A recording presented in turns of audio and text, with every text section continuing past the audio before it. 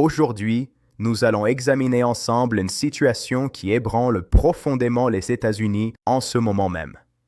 Des dizaines de milliers de citoyens investissent les rues à travers l'ensemble du territoire national. De San Francisco jusqu'à Cleveland, de Minneapolis jusqu'à Los Angeles. D'une côte à l'autre, l'Amérique se soulève. Pour quelles raisons ce mouvement de contestation acquiert-il une telle envergure? Quelles sont précisément les exigences des protestataires? Et surtout, de quelle manière cette crise transforme-t-elle le quotidien des Américains lambda? Restez avec nous, car ce que vous allez découvrir dans cette vidéo pourrait bien transformer votre vision de la situation présente aux États-Unis. Débutons par les éléments concrets. Ce week-end, l'Amérique a vécu l'une des plus importantes vagues de mobilisation depuis de nombreuses années. Des regroupements massifs ont été coordonnés en même temps dans les grandes agglomérations du territoire. San Francisco. Les protestataires ont paralysé plusieurs axes routiers majeurs. À Cleveland, des milliers d'individus se sont assemblés de façon pacifique. Minneapolis a connu le défilé d'une foule considérable, tout comme Los Angeles, où la participation a surpassé les prévisions des organisateurs. Mais qu'exigent précisément ces manifestants? Leurs demandes sont limpides et sans équivoque. Premièrement, ils réclament une transformation radicale des services d'immigration et de surveillance des frontières. Deuxièmement, ils imposent que les dirigeants politiques assument la responsabilité de leurs décisions. Et troisièmement, ils exigent le respect des libertés essentielles garanties par la Constitution américaine. Cette mobilisation populaire soulève une interrogation fondamentale. Comment la situation a-t-elle pu dégénérer à ce point? Pour saisir cela, il faut analyser les événements récents qui ont déclenché cette fureur collective. Vendredi, approximativement des millions de dossiers confidentiels ont été dévoilés au grand jour. Ces fichiers renferment des éléments qui ont bouleversé l'opinion publique américaine. Plusieurs identités de personnalités influentes figurent dans ces dossiers, générant de graves interrogations sur leurs relations et leurs actions antérieures. Parmi les divulgations les plus dérangeantes, on découvre des échanges concernant Howard Luttick, qui aurait prétendu n'avoir eu aucun contact avec certains individus depuis 2005. Les dossiers indiquent l'opposé. L'identité d'Elon Musk surgit également de manière récurrente avec des allusions à des projets de déplacement qui suscitent des questions. Mais l'histoire ne s'arrête pas là. Le département de la justice avait au départ publié une page exhaustive détaillant certaines allégations sérieuses avant de la supprimer de façon inexpliquée de son site web. C'est le réseau Midas Touch qui a exposé cette suppression, contraignant finalement les autorités à rétablir le document sur leur plateforme. Cette histoire de dossiers effacés puis republiés provoque naturellement des questionnements légitimes concernant la transparence du gouvernement. Et prenez garde, car il existe un élément déterminant. 3 millions de fichiers additionnels n'ont toujours pas été rendus publics. Que renferment-ils exactement? Pour quelles raisons sont-ils maintenus secrets? Ces interrogations demeurent sans réponse à ce stade. En parallèle de ces divulgations, un événement a particulièrement inquiété les défenseurs de la liberté de la presse.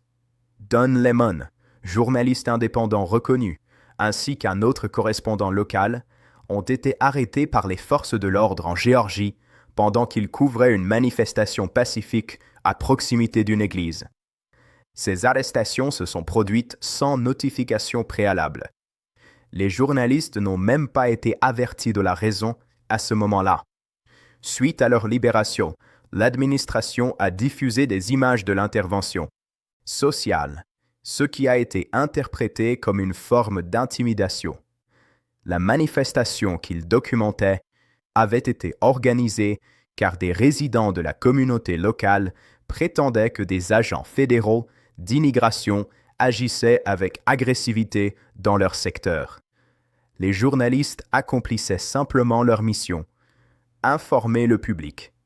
Cette circonstance constitue une violation directe du premier amendement de la Constitution américaine qui protège la liberté de la presse.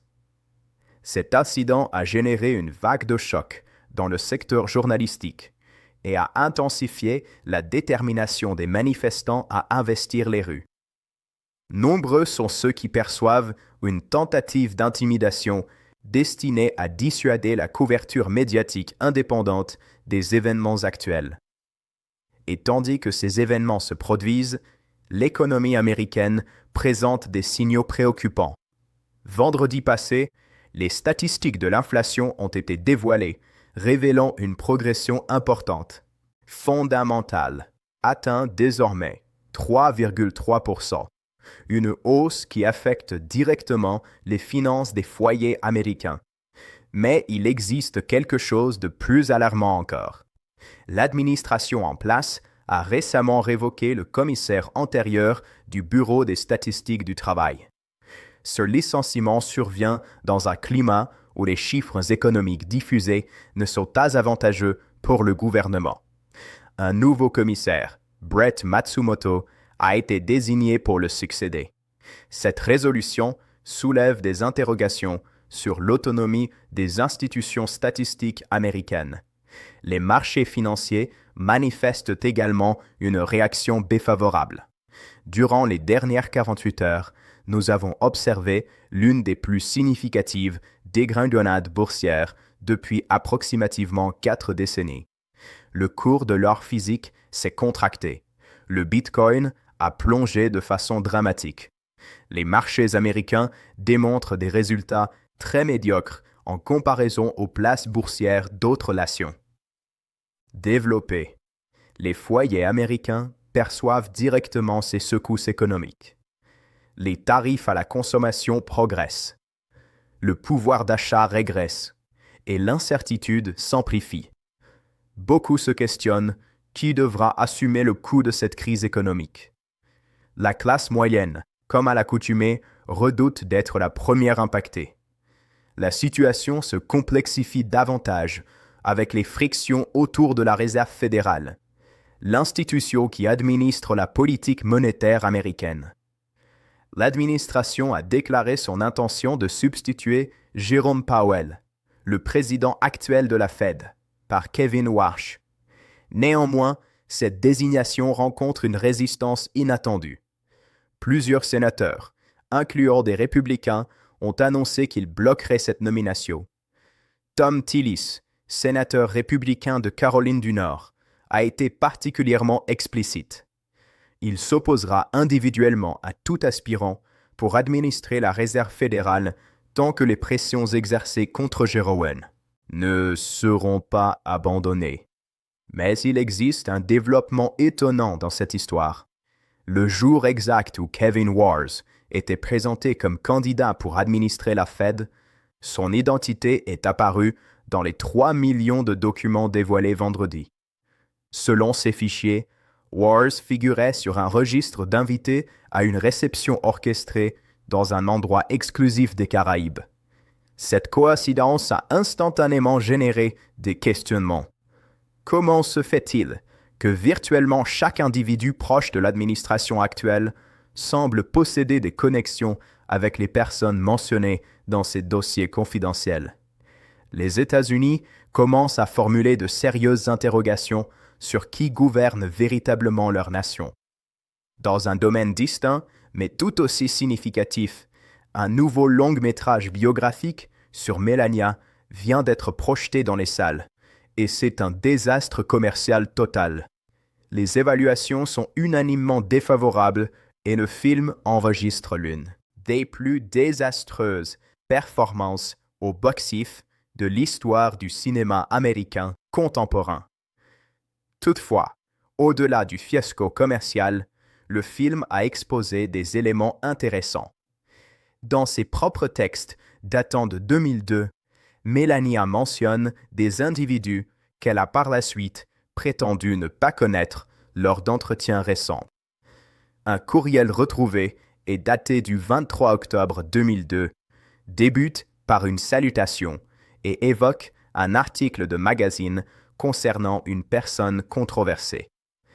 Dans ce courriel, Mélania rédige « Comment vous portez-vous » Magnifique article dans le magazine New York. Vous paraissez formidable sur la photographie. Je sais que vous êtes extrêmement occupé à vous déplacer aux 4 coins du monde. Comment se porte Palm Beach? J'ai grande hâte d'y retourner. Contactez-moi lorsque vous serez revenu à New York. Ces écrits contredisent frontalement les affirmations publiques prétendant qu'il n'existait aucune relation avec les individus cités dans les documents confidentiels. Cette révélation ajoute une strate supplémentaire de complexité à une histoire déjà extraordinairement compliquée. Pendant que les Américains ordinaires affrontent l'inflation, la montée des coûts du logement et des complications économiques, l'administration dévoile des initiatives qui laissent de nombreux citoyens perplexes. Dans le bureau ovale, le président s'est glorifié de vouloir orchestrer un événement de MMA devant la Maison-Blanche.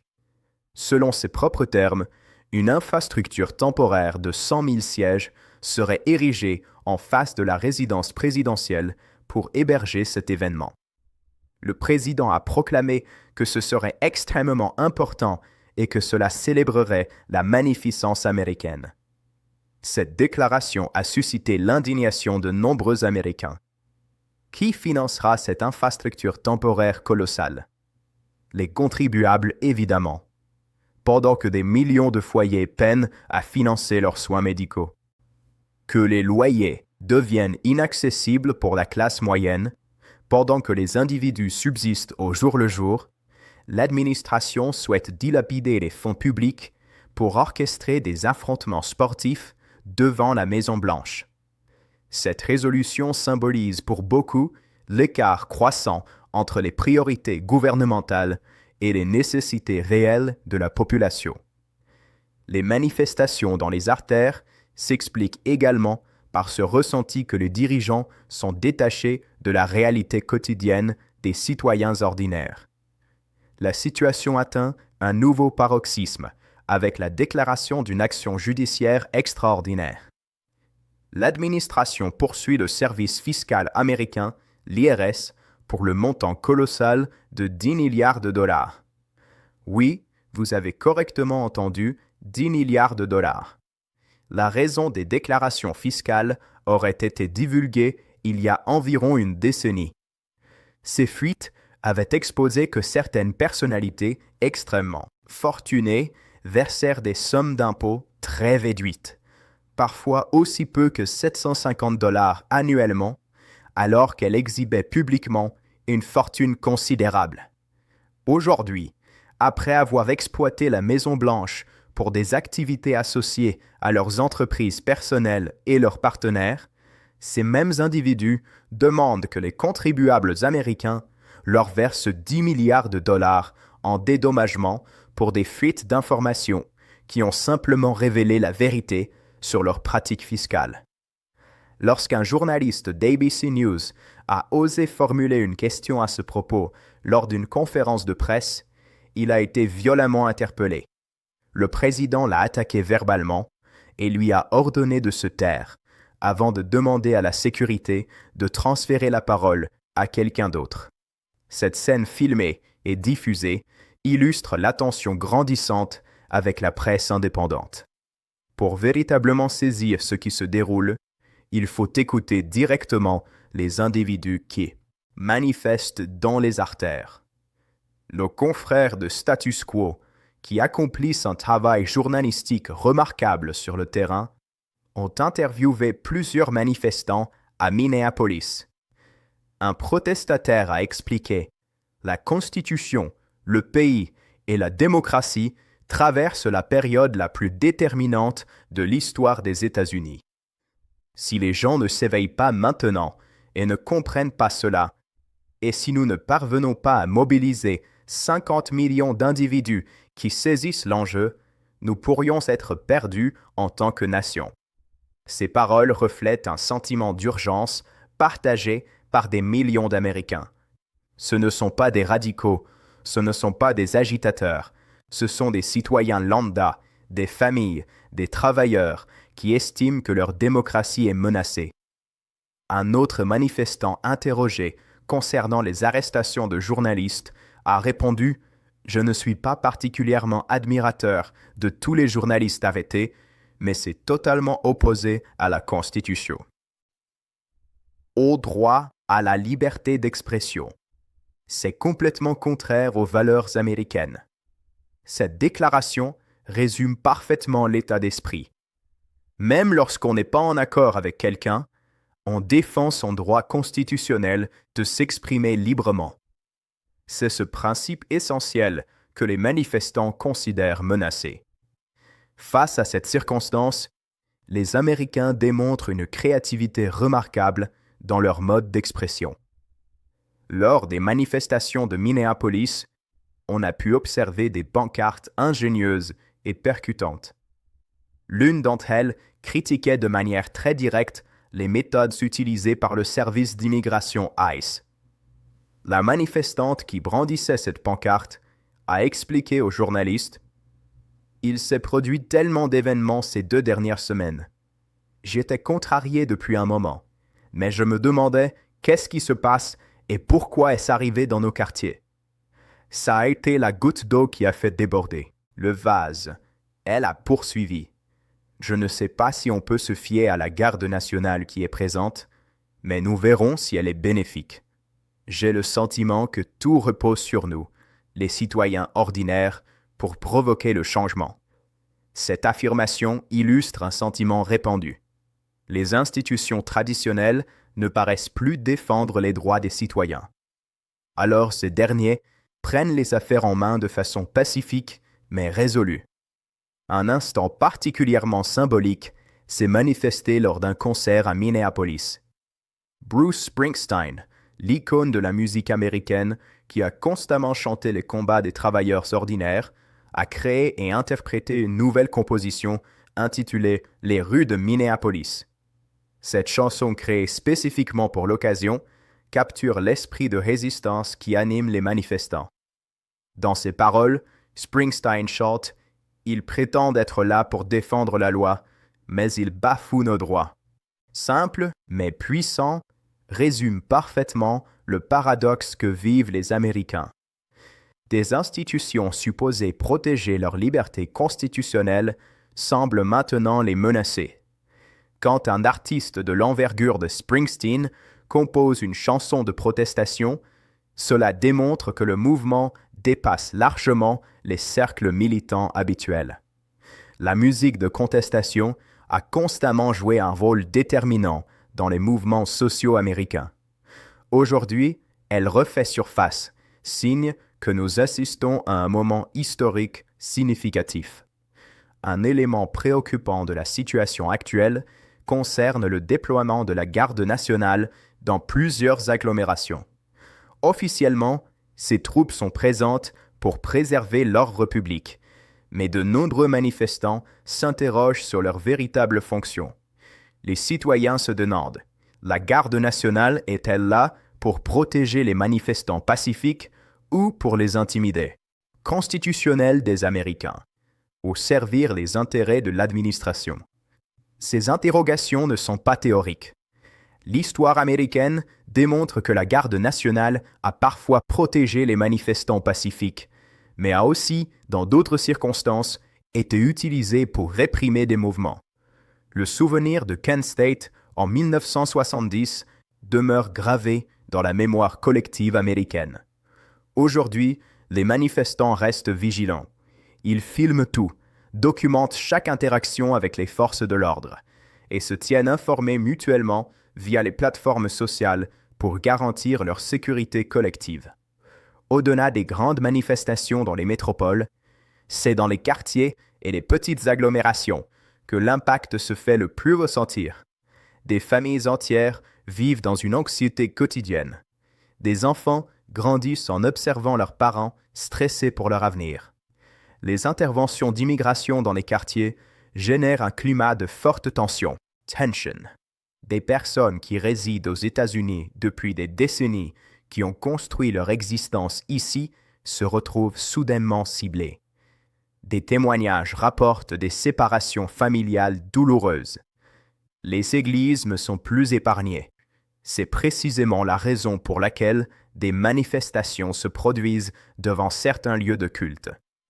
Les fidèles affirment que même ces espaces devraient être respectés comme des sanctuaires.